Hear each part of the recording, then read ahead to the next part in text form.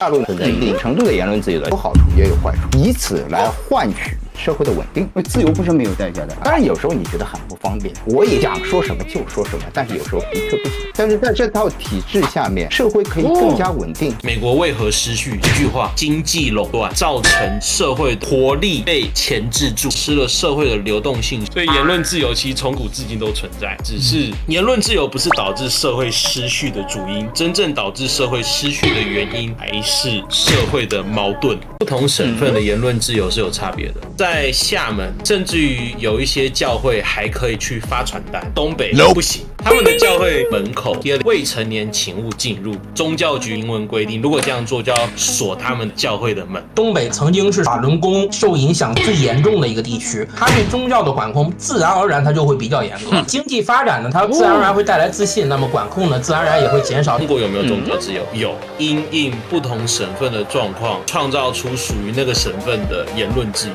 跟宗教自由。Ladies and gentlemen, welcome the host. 我觉得就是说中国要发展的话，就是肯定是越来越好的，而不是越来越坏。你不要跟别人比烂好吗？你为什么要拿美国的标准来标准我？而且我一直说的是言论自由，我没有说民主。当时我们讨论的内容呢，大概就是我们想的是走法律程序，然后我们可能讨论2-3天以后，群里面的每一个同事都接到电话，警察问我，他说：“哎，你们在群里面是不是讨论什么讨薪的事情？”听得特别火大。我说我们在群里聊什么？我说你们怎么知道的？更何况我们压根儿就没有想过要去闹事儿，然后我们只是想过通过法律的程序把我们这个薪资讨回来。自己的微信群那是你们私聊的事情，请问一下他们有什么权利去监控这个事情？我估计的就是说我跟警察对话的内容，他们基本上是关键词搜索，就我们每一个同事都接到电话了，这是我自己亲身经历发生的事情，不是我胡扯八道。你们这些行为，台湾的那些青鸟仔和塔利班有什么区别？就钟明轩上次来大陆的时候，他底下那些留言，他们说的话基本上都是一样的，只是主词换了。大陆呢，的确是存在一定程度的言论自由的，这个是事实啊。我作为一个被微信封过30天的人，我是非常了解这件事情的。我相信在座没有一个人被微信封过30天。言论自由它有好处也有坏处。我觉得大陆呢，因为人比较多，或者因为目前比较复杂，很多原因，政治自信也好，各方面原因也好，所以他在言论管得比较严，以此来换取社会的稳定。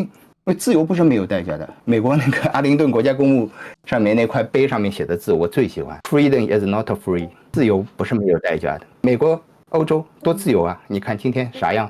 所以，即便我被微信封了30天，我在一定程度上依然可以理解这套制度、这套体系它为什么是这个样子的。当然，有时候你觉得很不方便，我也想说什么就说什么，但是有时候的确不行。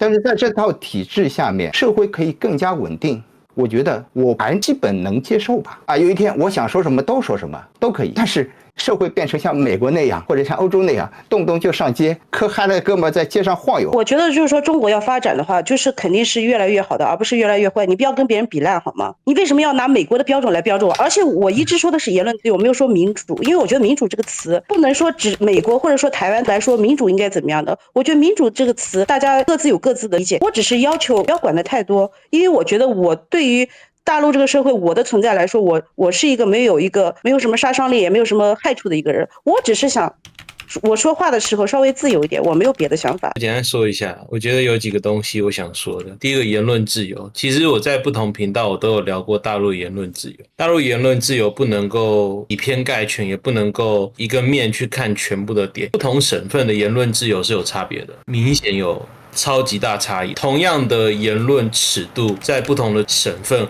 会有不一样的限制。就光讲我这次去对岸，我前阵子才去对岸，因为我是基督徒嘛，所以我有去当地的教会去聚会。他们的教会跟我们在台湾想象的完全不一样。台湾就说圣经被改啦，然后教堂的十字架上面挂毛主席的画像啊，旁边贴标语啊。但是我看到门口贴未成年请勿进入，在上海不会贴这个，在厦门甚至于有一些教会还可以去发传单，但是在东北不行，因为宗教局有明文规定，如果这样做就要锁他们教会的门。不同的省份会因应不同省份的状况而创造出属于那个省份的言论自由跟宗教自由。中国有没有宗教自由？有，但不同省份在面对宗教这件事情上的处理方式差异很大。上海的自由度很高了，但黑哥还是中枪。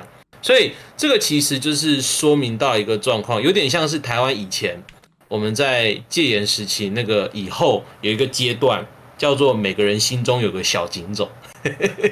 戒严前跟戒严后，尽管戒严了以后，人们在言论上，所以像台湾40-50岁，尤其是50-60岁的人，讲话会很谨慎，他们活在那个时代有这个习惯。那回过头来讲，中国政府有没有慢慢开放言论自由或宗教自由？就算政府有这么做，但一代的人他们的做事方式会影响执行的状况。哔哩哔哩封禁那个奥特曼，正义之光也被封禁，签约到期，平台会放任这种言论去操作，大家就突然间又关心奥特曼了，一大堆人关心奥特曼，奥特曼的相关产品又暴涨起来。中国大陆的行政疆域太广大而造成的一个变化，但是最终还是回到中国的经济发展势必要走向开放跟自由的环境。但是开放跟自由不等于失序，美国现在的问题叫失序。美国为何失序？这是一个很复杂的社会议题跟政治问题。欧洲跟美国已经进入到社会失序的状态，一句话，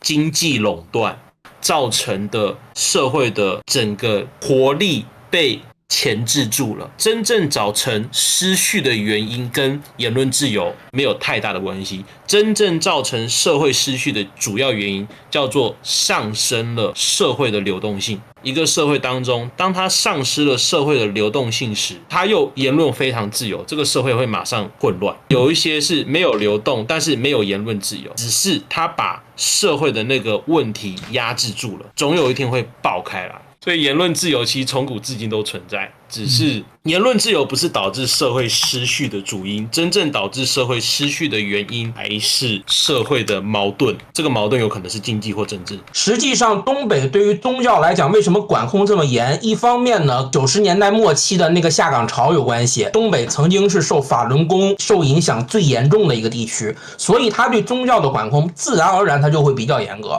新疆7·5事件，1年的7·5事件，然后打砸抢收之后呢，新疆其实也是有非常强的这个互联网的管控。中国大陆有一个墙了，在新疆那边还有一个墙，就强盗墙。对，经济发展呢，它自然而然会带来自信，那么管控呢，自然而然也会减少。但是我想，这是一个必然的方面，但是还是得看就是工作人员怎么去想这个问题。很多事情是基层直接操作的，他凭着自己想法，他想怎么做就怎么做了，他可能没去想到这件事情带来很多的影响。我们学校召集了一帮人，会轮班，然后看把上面一些就值得关注的言论，然后收集下来，然后整理成报告，然后在言论监控的机制的话，就是你不要想象的这么严格，其实更多是为了关注，就是说收集这些像食物中毒啊，还有什么他们想调查一个人的时候，所有记录都可以查得到，不是说微信的问题了，只有在需要调查的时候才可能进一步对你他才会动用到这个机制。